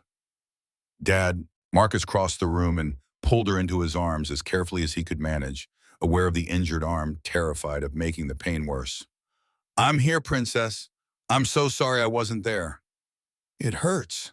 The simple statement broke his heart. Ivy rarely complained, had inherited Sarah's stoic approach to physical discomfort. If she was admitting pain, it was significant. The paramedic, a young man with kind eyes and competent hands, stepped forward. Mr. Hayes, I'm fairly certain it's a broken radius. Clean break from what I can tell, but she needs x-rays to confirm. We're ready to transport to Queens General. Marcus nodded, his throat too tight for words.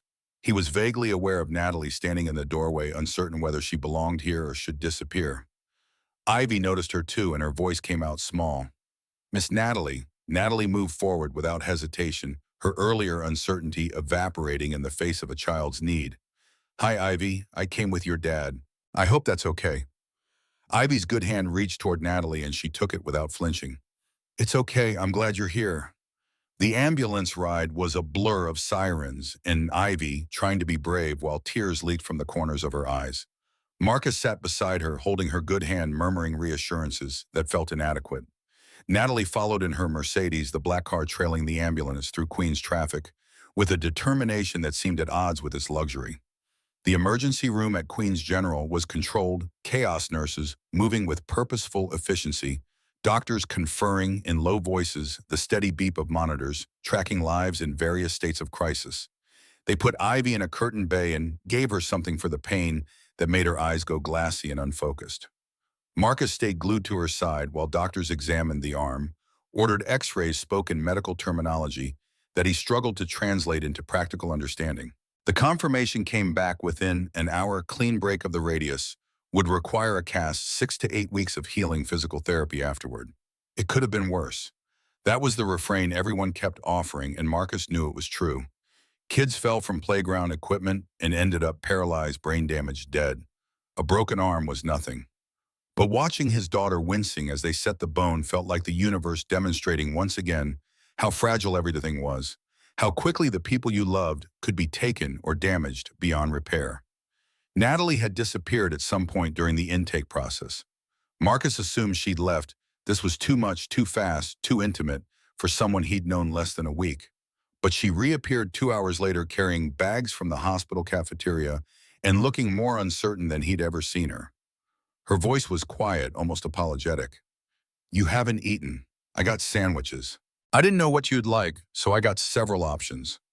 The gesture was so thoughtful, so completely unnecessary that Marcus felt something crack in his chest. He accepted a turkey sandwich he had no appetite for and watched Natalie pull out a juice box for Ivy, who was dozing under the influence of painkillers. Thank you. Natalie settled into the plastic chair beside him, and her proximity felt grounding. How is she? 6 to 8 weeks. Could have been worse. That's good. She paused, choosing words carefully. Marcus, I can go if you need space. I don't want to intrude. He surprised himself by reaching for her hand. Stay, please. They sat together in the curtained bay while Ivy slept and machines beeped their mechanical reassurances. Nurses came and went, checking vitals, adjusting IV fluids, speaking in the gentle tones reserved for children and their terrified parents. Time moved strangely in hospitals, simultaneously crawling and racing each minute, stretched thin while hours disappeared. Eventually, a doctor appeared with discharge papers. Ivy could go home with strict instructions about keeping the cast dry, managing pain, watching for signs of complications. Marcus signed forms with hands that had started shaking from adrenaline crash and realized he had no idea how he was going to manage the next 6 weeks. His work schedule was packed. Mrs. Garcia was 70 and couldn't handle a temporarily disabled 10-year-old, and Ivy would need help with everything from bathing to getting dressed. Natalie's voice cut through his spiraling thoughts. Marcus, I can help. He looked at her confused. What? With Ivy, I can work from anywhere. I could stay with her during the day while you're on jobs. The offer was absurd. CEOs didn't play nursemaid to electricians' daughters. People like Natalie didn't rearrange their lives for people like Marcus. Except she was looking at him with complete sincerity, as if this was the most natural suggestion in the world. Natalie, you can't just, you have a company to run. The company will survive without my constant presence. That's the whole point of building good systems. She leaned forward, her expression intense. Marcus, you need help. I can provide it. Let me. Pride warred with practicality. Marcus had spent 5 years handling everything alone, had built his identity around self-sufficiency and not needing anyone. Accepting help felt like admitting defeat, like proving all the people right who doubted a single father could manage. But Ivy needed care and his options were limited, and Natalie was offering with a generosity that seemed to expect nothing in return. His voice came out rough. You're sure? Completely. They brought Ivy home near midnight, the 10-year-old exhausted and still slightly loopy from medication. Marcus carried her up to her room and tucked her in with her uninjured arm clutching her trunk. She was asleep before he finished pulling the covers up. Downstairs, Natalie lingered in the living room, looking around at the space with careful attention. The house was small, cluttered with the detritus of daily living. Ivy's backpack on the floor, Marcus's work boots by the door, photographs on every available surface, documenting the life Sarah had lived here. It was the opposite of Natalie's penthouse in every conceivable way. Marcus found himself apologizing. It's not much. It's a home. That's more than most places manage. She turned to face him and exhaustion lined her features. I should go. Let you rest. But she didn't move toward the door, and Marcus didn't want her to leave. The house felt less empty with her in it, less haunted by Sarah's absence and the weight of responsibilities he carried alone. Thank you for today. You didn't have to do any of this. Well, Natalie's smile was soft, genuine. Yes, I did. Love isn't grand gestures. It's showing up when it's hard. It's doing what needs doing without being asked. The words settled between them with the weight of truth spoken too soon and not soon enough. Love. She'd said love like it was already established fact instead of terrifying possibility. Marcus should have been scared. Instead, he felt something like hope taking root. 3 days later, Marcus returned from a job site to find his house transformed. Natalie had arrived before him, had somehow convinced Ivy to do homework at the kitchen table. Despite the cast making writing awkward, had prepared dinner that smelled like actual cooking instead of the takeout containers that usually littered his counter. Ivy looked up as he walked in, her face bright. Dad, Nat helped me with my science project. She knows all about renewable energy, Nat. Not Miss Natalie anymore, just Nat. The casual intimacy of the nickname made Marcus's chest tighten. He looked at Natalie, who was stirring something on the stove with the concentrated attention of someone who didn't cook often, but was determined to do it right. She glanced up and caught his expression. I hope this is okay. I know I'm probably overstepping. It's perfect. And it was. The house felt alive in a way it hadn't since Sarah died, filled with voices and laughter and the ordinary magic of people taking care of each other. Over the next 2 weeks, a pattern emerged. Natalie arrived each morning after Marcus left for work, stayed with Ivy through the school day, that Ivy was temporarily missing, helped with homework and physical therapy exercises, kept the house running in ways Marcus hadn't realized had been falling apart.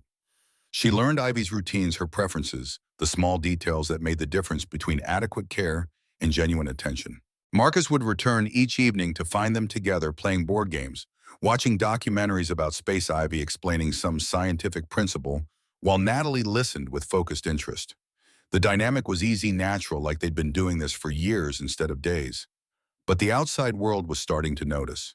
The Vertex Tech Board had made their decision on the electrical contract, and Hayes Electric had been awarded the job. $250,000 over 6 months, the largest contract Marcus had ever landed, career-defining in its scope and implications. The announcement came with congratulations from colleagues and the particular scrutiny that accompanied sudden success. People wanted to know how a small outfit from Queens had beaten out firms 10 times its size for a Fortune 500 contract. The answer was in the proposal. Marcus's work was good, his pricing fair, his safety record impeccable. But whispers started anyway. Gary heard it first, passed it along with the reluctance of someone delivering information he knew would hurt. They were at the shop, Marcus running inventory while Gary finished a residential job. People are talking, Mark. Marcus didn't look up from his clipboard. People always talk. This is different. They're saying you got the Vertex contract because you're dating the CEO. The words hit like a physical blow, even though Marcus had known this was coming. He set down the clipboard and forced himself to meet Gary's eyes. And what do you think? I think your proposal was excellent and you earned that contract on merit. Gary's voice was firm, loyal. But I also think perception matters and people who don't know you won't be as generous. The next day, Marcus got his first taste of what Gary meant. A client he'd worked with for 3 years called to cancel an upcoming job, the excuse flimsy and obviously false. Then another cancellation. Then a third. Each one came with vague explanations about budget constraints or timeline changes. But Marcus heard the real message underneath. They didn't trust his integrity anymore. Natalie faced her own pressures. The Vertex board meeting that month included pointed questions about her relationship with their new contractor. Richard Townsend, board member, for 8 years old, money and older attitudes, led the inquisition with barely concealed disdain. His voice carried the particular condescension of men accustomed to deference. Natalie, we need to discuss optics. There are rumors about you and this electrician we've hired. Natalie kept her expression neutral, years of boardroom poker faces serving her well. My personal life is my business, Richard. Not when it affects company reputation. He leaned back in his chair, studying her like a specimen under glass. A CEO dating a tradesman. It looks inappropriate. The word hung in the air, weighted with all the class implications Richard wasn't quite saying outright. Natalie felt rage building in her chest, hot and fierce. She'd spent 25 years clawing her way out of poverty, building a company worth billions, proving herself in rooms full of men who'd started with every advantage she'd lacked. And now they were questioning her judgment over who she chose to date. Her voice came out colder than the January wind outside the conference room windows. Inappropriate. Marcus Hayes is more honorable than half the executives I know. His character is beyond reproach. Richard's smile was thin, unconvinced. But perception matters. Shareholders are concerned about. Shareholders will see that I value integrity over image. If they have a problem with that, they're welcome to divest. The meeting ended in tense silence, but Natalie knew this wasn't over. Richard represented a certain faction of the board, older, conservative, deeply invested in maintaining the appearance of proper social hierarchies. They'd accepted her as CEO because she made them money, but her personal life was expected to reflect certain standards. Dating a blue-collar worker violated those unspoken rules. The article appeared 3 days later in a business journal that Marcus had never heard of, but apparently mattered to people who moved in Natalie's circles. The headline was designed for maximum damage. Vertex CEO Natalie Ashford spotted with blue-collar boyfriend, unconventional romance, or conflict of interest. The piece was ostensibly balanced, presenting both sides with journalistic objectivity. But the subtext was clear. This relationship was scandalous, inappropriate, potentially unethical. Anonymous sources questioned Natalie's judgment. Industry analysts speculated about whether her personal life would affect her professional decisions. The contract with Hayes Electric was mentioned prominently, implications drawn without quite making explicit accusations. Marcus read the article on his phone during a lunch break and felt his world tilting. This was what he'd feared, the inevitable collision between his world and Natalie's, the judgment and scrutiny that came with crossing class boundaries. He'd known it would be hard. He hadn't anticipated how much it would hurt to see their relationship reduced to gossip and innuendo. That evening, Natalie arrived at his house earlier than usual, the article obviously weighing on her. They sat at the kitchen table while Ivy did homework in her room, and the silence between them felt heavy with unspoken concerns. Marcus spoke first. Natalie, this is getting out of hand. Maybe we should don't. She cut him off with a sharpness that surprised him. Don't say we should stop. I'm not giving up because people are small-minded. I don't want to hurt your career. My career doesn't define me. Her hand found his across the table, grip fierce. You and Ivy, that's real. Everything else is just noise. But the noise was getting louder. More articles appeared, each one slightly more invasive than the last. Photographers started showing up at Marcus's job sites, catching him in work clothes covered in drywall dust. The contrast between his appearance and Natalie's polished executive image was apparently irresistible to media outlets hungry for class warfare narratives. Marcus found himself defending his worth to people who'd never questioned it before. 4. Clients asked pointed questions about his relationship, colleagues made jokes that weren't quite jokes. Industry contacts distanced themselves with the self-preservation instinct of people who feared guilt by association. The breaking point came when Ivy overheard gossip at a parent pickup. Some mother Marcus barely knew was talking loud enough to be overheard, her voice dripping with false concern. Poor thing, her father's dating that billionaire. You know, it's just about money. Men like that always have an agenda. Ivy had come home quiet, withdrawn in a way that alarmed Marcus more than tears would have. When he finally coaxed the story out of her, rage flooded his system with a force that left him shaking. He called Natalie that night, and his voice was harder than he intended. People are talking about this in front of Ivy. She's hearing things a kid shouldn't have to hear. Natalie's response was immediate. Then we address it, publicly, together. What do you mean by Vertex's annual gala is next week? Investors, board members, press, I want you there. As my date. No hiding, no ambiguity. We make a statement. The idea terrified him. Marcus had never been to a gala, could barely imagine what that world looked like. Tuxedos and champagne and small talk with people whose net worth exceeded his lifetime earnings. He'd be completely out of his depth, a working man playing dress-up in a world designed to exclude him. But he thought about Ivy hearing those whispers about the poison, that secrecy bred about what it meant to stand beside someone when the standing got hard. His voice came out steadier than he felt. Okay, but I have conditions. I'm listening. I'm not pretending to be something I'm not. I show up as myself, electrician, single father guy from Queens. If that embarrasses you, we shouldn't do this. Natalie's laugh was short, almost broken. Marcus, nothing about you embarrasses me. It's everyone else I'm worried about embarrassing. The gala was held at the Plaza Hotel because apparently Natalie's company did nothing by halves. Marcus rented a tuxedo that fit well enough, though he felt like an imposter the moment he put it on. The fabric was expensive, foreign against his skin. He stood in front of his bedroom mirror and saw a stranger staring back, someone playing at belonging in places that would never truly accept him. Ivy appeared in the doorway, her casted arm resting in the sling she decorated with drawings of stars and planets. She studied him with solemn attention. You look scared. Marcus tried for a reassuring smile and failed. I am scared. Why, you're just being you. The simplicity of it cut through his spiraling anxiety. Just being himself. That should be the easiest thing in the world and felt like the hardest. He drove to Manhattan in his truck, refusing Natalie's offer to send a car. If he was doing this, he was doing it on his own terms. The plaza's entrance was mobbed with photographers and guests in evening wear that probably cost more than Marcus's mortgage. He handed his keys to a valet who looked at the aged F-150 with barely concealed disdain. Inside, the ballroom glittered with the particular excess that came with old money and new fortunes colliding.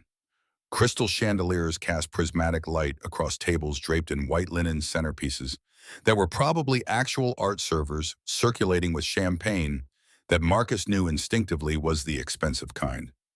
Natalie found him near the entrance, and the sight of her made his breath catch. She wore a deep blue gown that moved like water, her hair swept up to reveal the elegant line of her neck. But it was her expression that struck him, nervous, hopeful, vulnerable in a way her boardroom persona never allowed. She crossed to him, and her voice was soft enough that only he could hear. You came. I said I would. I know, but part of me thought you'd bail. I almost did. The admission made him feel less alone in his terror. Marcus offered his arm and she took it. Together they moved into the ballroom, and Marcus felt every eye track their progress. Whispers followed in their wake. Speculation, judgment, fascination with the spectacle they represented. They found their table, and Marcus recognized some of the names from articles he'd skimmed about Vertex Tech. Board members and their spouses, all polished and poised, and regarding him with expressions ranging from curiosity to poorly concealed disdain. Richard Townsend occupied the seat across from theirs, and his handshake when Marcus offered it was perfunctory dismissive. The message was clear: you don't belong here, and everyone knows it. Dinner was excruciating. Conversations swirled around topics Marcus had no framework for: understanding mergers and acquisitions, stock valuations, vacation homes, and places he'd never been. He tried to participate, offered observations when he could, but mostly felt like an anthropologist observing a foreign culture whose rules remained opaque. The woman beside him, someone's wife Marcus, had already forgotten whose attempted polite conversation. "So, Mr. Hayes, what is it you do?" The question was innocent enough, but Marcus heard the subtext. "What could you possibly do that makes you worthy of sitting at this table?" "I'm an electrician. I own Hayes Electric." "How interesting." The pause before interesting said everything. "And how did you and Natalie meet?" Marcus considered lying, softening the story into something that sounded less random. But he'd promised himself authenticity, which meant the truth even when it made him look foolish. "We met at a restaurant on New Year's Eve. She was alone. My daughter and I invited her to share our table." The woman's eyebrows rose fractionally. "How generous of you." "Kindness doesn't cost anything. That's what my daughter taught me." Conversation at the table stuttered to a halt. Marcus realized he'd said something that violated unspoken protocols, had brought personal sentiment into a space designed for calculated social performance. Natalie's hand found his under the table, squeezing gently in either reassurance or warning. After dinner, the program began. Speeches about Vertex's remarkable year, toast to future success, acknowledgments of the people whose money and influence kept the machinery running. Natalie was called to the podium to address the assembled crowd, and Marcus watched her transform into the CEO version of herself, confident, commanding every word precisely calibrated for effect. But then she departed from whatever script she'd planned. Her voice carried across the ballroom with unexpected softness. "Before we continue, I want to introduce someone. This is Marcus Hayes. He's an electrician. He owns a small business. He raises his daughter alone with more grace than I've seen in anyone. And he's the best man I've ever met." The silence was absolute. Marcus felt hundreds of eyes turned toward him, assessing, judging, trying to reconcile the woman on the podium with the man she'd just claimed. His face burned, but he forced himself to remain still, to meet the stares without flinching. Natalie continued, her voice gaining strength. "Some of you have questioned my judgment, my relationship. Let me be clear. Marcus has more integrity in his pinky than most people in this room have in their entire being. He works honest days, keeps his word, raises a remarkable daughter. And if you can't respect that, you can't respect me." Richard Townsend's face had gone an interesting shade of red. Other board members shifted uncomfortably. But there was scattered applause too, people who apparently appreciated the audacity, if not the sentiment. Natalie stepped down from the podium and returned to her seat, and Marcus saw her hands shaking slightly. She'd just committed professional suicide or career-defining bravery, and neither of them knew which yet. Before Marcus could speak, someone else stood. An older man he didn't recognize, distinguished in the way that came with age and accomplishment. His voice was cultured, thoughtful. "Ms. Ashford makes an excellent point. I'm Jonathan Pierce, retired CEO of Horizon Industries. And I'd like to say something." The room waited. Pierce turned to address the crowd directly. "I've been attending these events for 40 years. I've heard countless speeches about innovation and disruption and challenging conventional wisdom. But I've rarely seen anyone actually do it." He gestured toward Natalie and Marcus. "This woman built a billion-dollar company from nothing. She did it without connections, without family money, without any of the advantages most of us take for granted. And now she's choosing to live authentically instead of performing for shareholders. That takes more courage than any words or ambition." Pierce paused, letting the words settle. "As for Mr. Hayes, I don't know you, sir, but I know something about the value of skilled labor. My father was a plumber. He taught me that a man's worth isn't in his bank account or his pedigree. It's in what he builds with his own hands and how he treats people when no one's watching." The applause that followed was more than scattered. It was genuine, building into something that sounded like approval, or at least acceptance. Marcus felt his throat tighten, emotions too close to the surface. Richard Townsend stood abruptly and left the ballroom. Two other board members followed him, making their disapproval clear. But others remained, and some approached their table after the formal program ended to introduce themselves properly, to shake Marcus's hand with what seemed like actual respect. Later, as the gala wound down and guests began trickling toward the exits, Natalie pulled Marcus aside into a quiet corner. Her eyes shone with unshed tears. Thank you for being here, for being exactly who you are. Marcus cupped her face in his calloused hands, these hands that had built and fixed and made things work. Where else would I be? They kissed there in the corner of the Plaza Ballroom, witnessed by whoever cared to watch, and Marcus stopped caring what anyone thought. This was worth the judgment, worth the scrutiny, worth every uncomfortable moment. Because Natalie was right, this was real, and everything else was just noise. The fallout came swiftly. Richard Townsend and two allies resigned from the Vertex board within a week, citing irreconcilable differences with company direction. Industry analysts speculated about instability and leadership concerns. Stock prices dipped temporarily before recovering, but other things shifted too. Clients who distanced themselves started calling again, often mentioning they'd seen the coverage and respected Marcus for standing his ground. New business inquiries arrived from unexpected sources. Hayes Electric's reputation, rather than being destroyed by the scandal, seemed to have been enhanced by Marcus's refusal to apologize for who he was. Winter turned slowly toward spring. Marcus worked the Vertex contract with meticulous attention, determined to prove the job had been earned on merit. His crew performed flawlessly, meeting every deadline, exceeding every safety standard. The building inspector, who signed off on the first phase, called it the cleanest electrical work he'd seen in a decade. Ivy's arm healed. The cast came off after 6 weeks and physical therapy restored her full range of motion. Natalie had been there for all of it, marking milestones with the attention of someone who'd become part of their family without any formal declaration. One evening in late March, Marcus found Ivy and Natalie huddled over the kitchen table working on a science project about solar energy. They were so focused they didn't notice him in the doorway, and he stood watching them, his daughter explaining something about photovoltaic cells, while Natalie listened with genuine fascination. This was what family looked like now, different from what he'd had with Sarah, but no less real. The thought didn't feel like betrayal anymore. It felt like grace arriving in unexpected forms. Ivy looked up and caught him watching. Her smile was knowing wise beyond her years. "Dad, we're almost done. Then can we show Nat the telescope?" Nat. The nickname had stuck comfortable in a way formal names never were. Marcus nodded and they finished the project while he started dinner. Later, the three of them went into the backyard and Ivy showed Natalie how to use the telescope, pointing out constellations and explaining the physics of light traveling across impossible distances.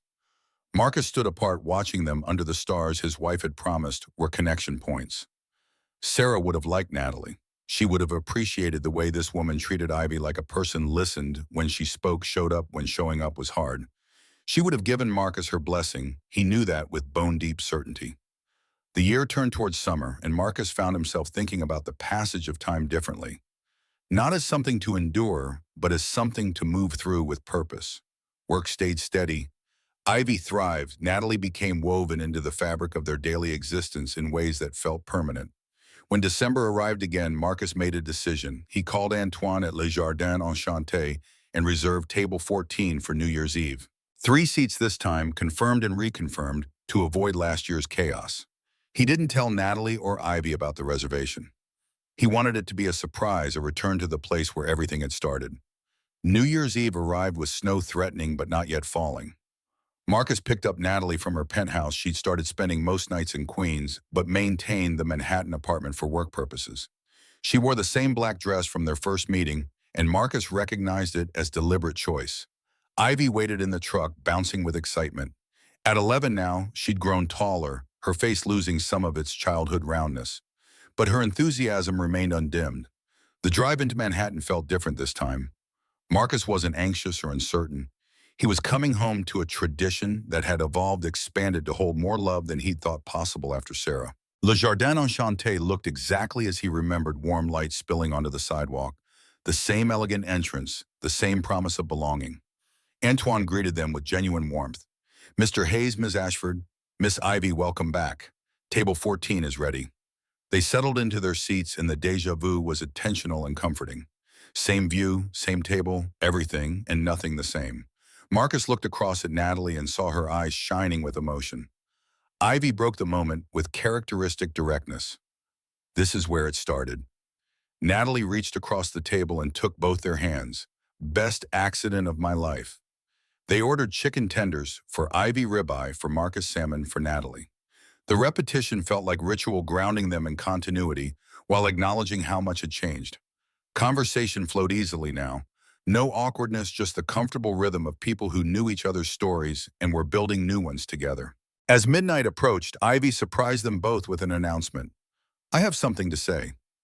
Marcus and Natalie exchanged glances. Ivy pulled out a folded piece of paper from her pocket and smoothed it on the table.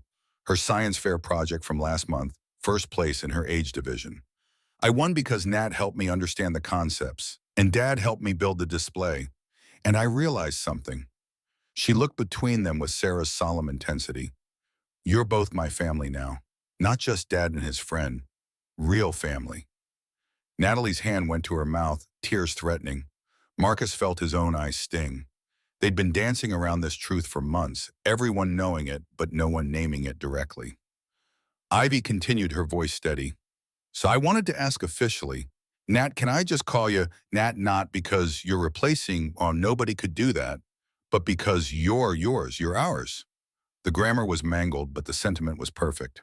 Natalie came around the table and knelt beside Ivy's chair, pulling her into a careful hug. "I would be honored." Marcus watched them, these two people who'd become his world in different ways, and together created something larger than their individual pieces. He reached into his jacket pocket and felt the small box he'd been carrying for 3 weeks, waiting for the right moment. This was the right moment. He stood, and both Natalie and Ivy looked up at him with questions in their eyes. His heart hammered against his ribs, fear and certainty colliding. "Actually, I have something too." Marcus pulled out the box and knelt beside Natalie, who'd gone very still. The ring inside was simple white gold with a modest diamond. Nothing ostentatious. He'd designed it himself, had it made by a jeweler in Queens who owed him a favor. Words he'd rehearsed for weeks evaporated, and Marcus surrendered to speaking from the heart. "Natalie Ashford, a year ago you walked into this restaurant alone. Ivy and I invited you to sit with us, and you changed everything. You showed me that grief doesn't have to be the end of the story, that love can grow in the spaces loss carves out, that two broken people can build something whole." Natalie was crying openly now, and Ivy had both hands pressed to her mouth. Marcus continued, his voice rougher. "You've been there for us when you had no obligation to be. You've loved my daughter like she was yours. You've made me believe in possibilities I thought I'd lost forever. Will you marry me?" The silence stretched for a heartbeat, 2-3. Then Natalie was nodding, tears streaming, her voice breaking on the word. "Yes, yes, Marcus, yes." Marcus slipped the ring onto her finger, and it fit perfectly because he'd stolen one of her other rings to get the size. They kissed while Ivy cheered, and the restaurant erupted in applause from guests who'd been watching the drama unfold. The countdown began moments later. The three of them moved to the window, same positions as last year, but transformed by everything that had happened between then and now. 10-9-8. Marcus held Natalie's hand and felt the ring press against his palm. 7-6-5.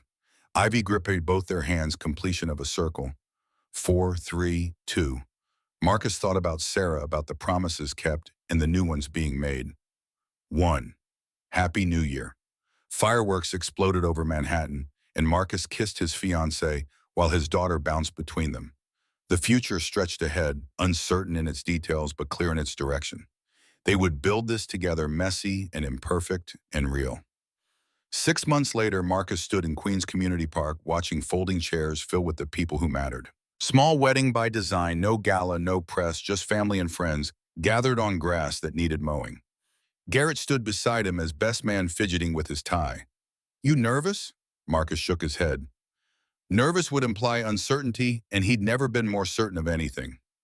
Ivy appeared, flower girl duties complete, and launched herself at him. "She's coming." The ceremony was simple. Father Murphy from the local parish presiding, words traditional but infused with personal meaning. When Natalie appeared at the end of the makeshift aisle, Marcus felt his breath catch. She wore a simple white dress, no veil, her hair down. Beautiful not because of fashion, but because she was happy. They spoke vows they'd written themselves. Marcus promised to fix what broke, to keep his word, to love her as fiercely as she deserved. Natalie promised to cherish the life they were building, to honor his world as he honored hers, to never take for granted the extraordinary gift of belonging. Ivy brought the rings, and when Father Murphy asked if anyone objected, Ivy turned to the assembled crowd and announced with complete seriousness, "Anyone who objects is wrong and should leave now." Laughter rippled through the guests. Father Murphy smiled and continued, "Then by the power vested in me, I now pronounce you husband and wife." They kissed and their small crowd cheered. The reception was potluck. Everyone had brought food, creating a feast that was delicious precisely because it was made with care instead of catered for effect. No champagne towers or formal toasts. Just Gary standing up to say that Marcus had found someone worthy of him, and Ivy reading a poem she'd written about families being made, not just born. Marcus danced with Natalie under string lights someone had strung between trees. No ballroom grace, just two people swaying together while their community watched with approval. Later, after guests began trickling away and cleanup started, Marcus found himself on a bench with Natalie on one side and Ivy on the other. The park was quiet, evening settling into true darkness. They sat in comfortable silence, three people who'd found each other through accident and choice. Ivy spoke first. "This was perfect." Natalie leaned her head on Marcus's shoulder. "Because we're together. All of us," Marcus finished. He thought about the long road from that first New Year's Eve, the fear and grief and walls that had needed dismantling, brick by brick. He thought about Sarah's promise that he'd find his way back to living instead of just surviving. He thought about Ivy's wisdom and Natalie's courage and the extraordinary grace of second chances. People would ask later if he regretted not finishing his engineering degree, if he wished he'd made more money or achieved more conventionally defined success. Marcus knew his answer: he'd built what mattered. Not buildings or portfolios or empires. A family. A life measured in moments instead of metrics. The real wealth isn't what you accumulate, it's what you'd miss if it was gone. And sitting on that bench with his wife and daughter under stars that Sarah had promised were connection points, Marcus knew exactly what he'd miss. This, every second of this. The future would bring challenges, they always did. But they'd face them together, three people who'd chosen each other deliberately and daily. That was enough. More than enough. It was everything.